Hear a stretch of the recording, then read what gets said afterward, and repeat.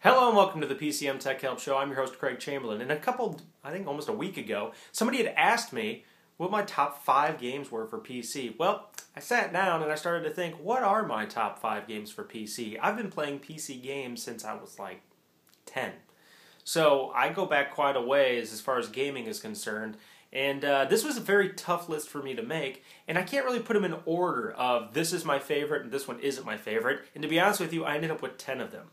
So I'm going to go ahead and go over that in this video. If you're not interested at all, then go ahead and skip this video and wait for the next iCast, but this was a question, so I'm going to go ahead and answer it.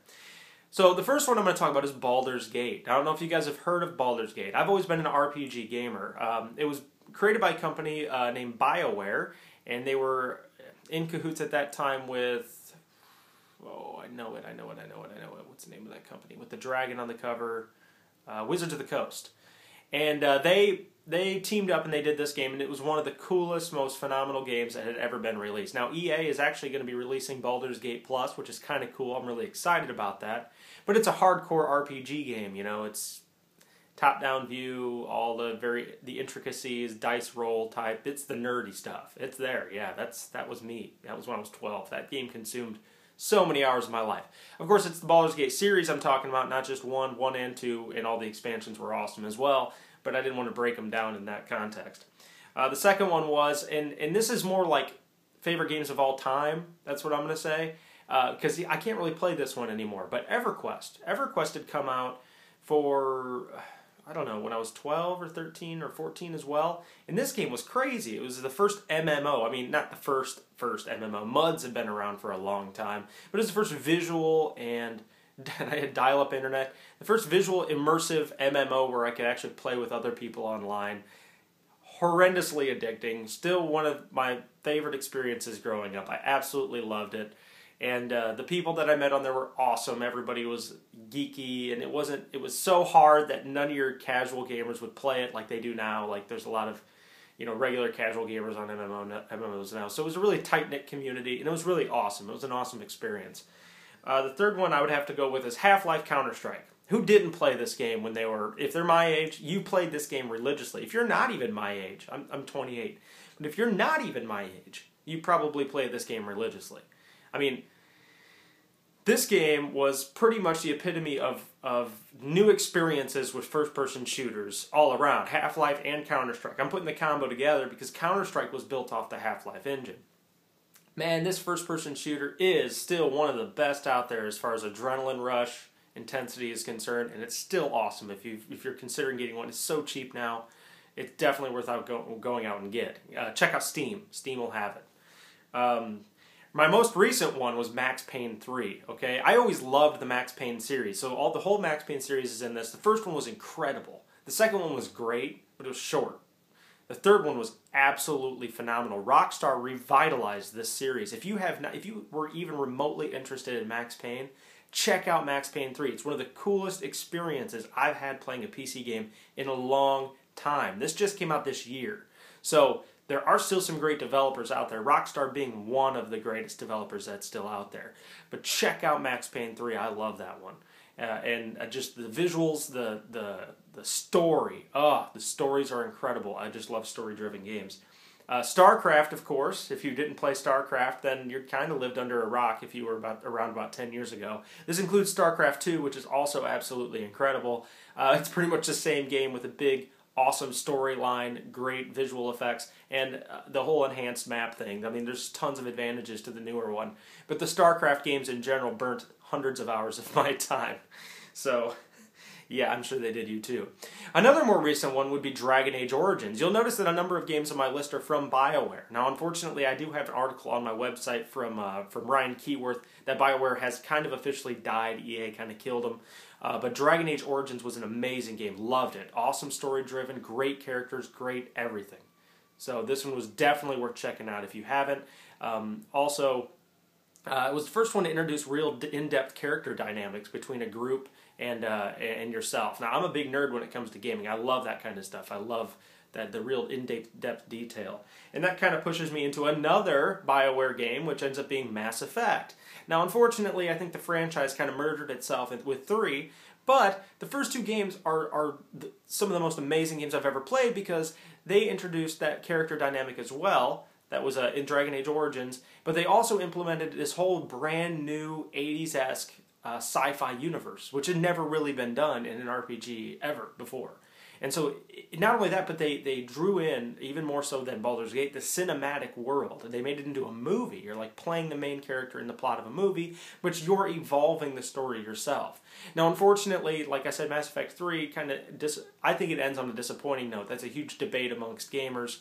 But I think they kind of defeated the purpose by the end of the game. But it's still an amazing game.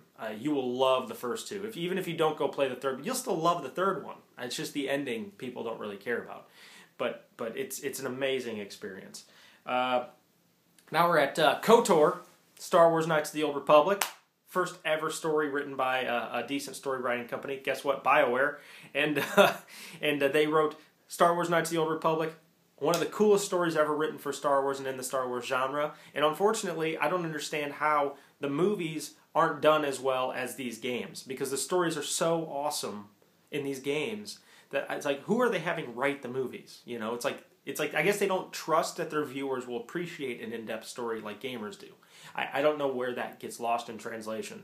But KOTOR, if you're remotely interested in Star Wars, is a must-play for everybody. The graphics are a little dated now, but you can still get it on Steam for like $10, and you will not regret it. If you love RPGs, if you love games, KOTOR is one you've got to play. It's Star Wars, man. You can't really go wrong. People love a bad Star Wars game, and this is one of the best ever made. Then we're going to move on to Skyrim. Skyrim is awesome. Bethesda does awesome work. I kind of wish I could have thrown Fallout in here as well, and Oblivion, and Morrowind. I kind of wanted to just bundle all the Bethesdas together. But Skyrim is pretty much their greatest triumph, in my opinion. They had talked about moving into an MMO one in the next one, and I'm a little nervous about that. I don't know how I feel about that. But Skyrim is an absolutely immersive, incredible game because it brings your first-person life like almost to life. It's sandbox, so you can go and do whatever you want. I can just log in and go, you know what? I'm just going to go for a walk. And so you can go explore, like walk up a mountain, you know? But what's cool about it is as you're doing these things just on the side, you just encounter people randomly, who either need help, or they got funny dialogue, or they're just interesting. And that's one of Bethesda's greatest strengths they finally started to enhance, is that their side missions have actually grown proportionally and become more interesting. It used to be kind of a canned response when you came across people. So that's kind of a cool thing too. Now, of course, I got to throw in the Diablo games. Those are the next one. For those of you who haven't played Diablo, they're the top-down hack and slash style games, and you're going to go ahead and you're going to go ahead and click and kill and gain levels and find gear. And really what kind of drives these games is the weapon progression, the gear progression, because you come across all kinds of awesome, random, unique items that need to be identified, and you're always swapping out your gear, trying different looks, trying different strategies, and really kind of building up your character. Now, actually, to be honest with you, I like Diablo 1 more than 2 and 3. A lot of people love 2. The reason I love Diablo 1 is because it wasn't complicated. What I love about hack and slash, a generalized hack and slash, is it works more like the Borderlands games. A generalized hack and slash progresses your gear, it progresses your character in a way that's not complicated. It's more of a fun experience. But see, what problem is with 2, they complicated a little more so that like certain gear only worked with certain people, and then it was kind of like, which they kind of did with 1, but very on a limited scale. I like being able to wear anything, and it just has a disadvantage. And they kind of took that away from us. And then what you do then is you have to like, a lot of stuff drops that you can't even use. And then in 3, they kind of screwed this up even further with their open market gear system, which actually made nothing good drop, which actually kind of made Diablo 3 not a pleasant experience for me overall. But it's still a great game. I mean, it's just like the gear progression what drives me. So that's kind of what frustrated me about it. Now, I'm almost at the 10-minute mark. I probably talked about this more than I would like, but hey, it's gaming, and I can't help it. Hang on, I closed my thing here. And no, that was it. Diablo. That was the last one on the list. That was my top 10 experiences with PC games of all time. I hope, comprehensive enough. I hope I was even at least able to fill you in on the details. And this is an opinionated video. What's your top 5? Your top 1? What's your top game? You don't have to name them all.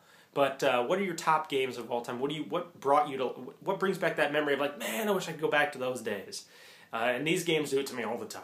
So As always, thanks for stopping by, and stay tuned. There's plenty more videos to come, and leave comments below.